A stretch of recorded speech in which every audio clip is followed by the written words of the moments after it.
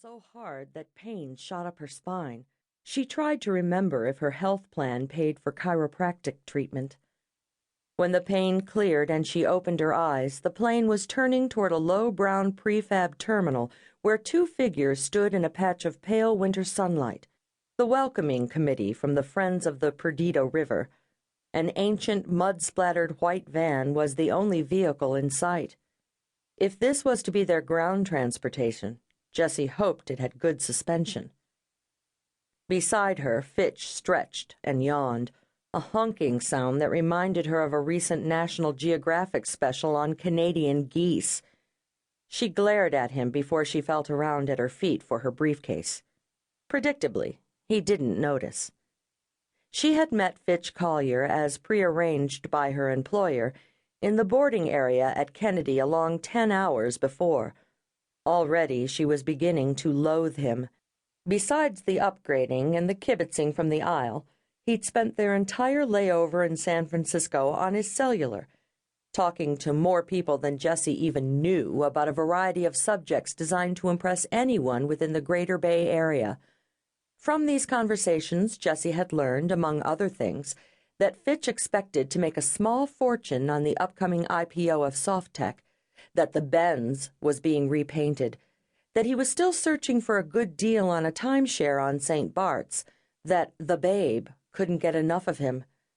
In short, that Fitch was an ostentatious, inconsiderate jerk, all the more so because he made her feel mean-spirited for disliking him so much after so short an acquaintance.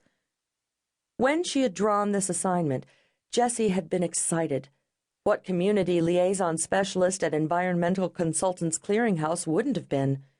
An opportunity to work with Fitch, one of the best water rights attorneys in the country. A trip to a remote part of the Northern California coast. A complex and potentially precedent-setting case that, should they win it, would earn them front-page coverage in newspapers across the country. Jessie Domingo in the New York Times. Jessie Domingo on 60 Minutes. Jessie Domingo, stuck at the end of nowhere with an egomaniacal, dictatorial lawyer who clearly considered her a mere flunky, and who, should they succeed, would end up taking all the credit for their joint efforts. Reality strikes. Jessie strikes out, again. The pilot shut down the plane, and Jessie peered out at the pair by the terminal. The stocky woman in the voluminous multicolored skirt and cape would be Bernina Tobin, and the lanky denim-clad man with a cloud of silver-gray curls, Joseph Openshaw. From both her reading of the Foundation's research files and her phone conversations with Bernina, Jessie knew that she was a Maine transplant and had led the Friends of the Perdido River in their year-long battle against a water grab by Aqueduct Systems Incorporated, a North Carolina corporation. Openshaw had been one of Jessie's heroes ever since she became interested in ecology.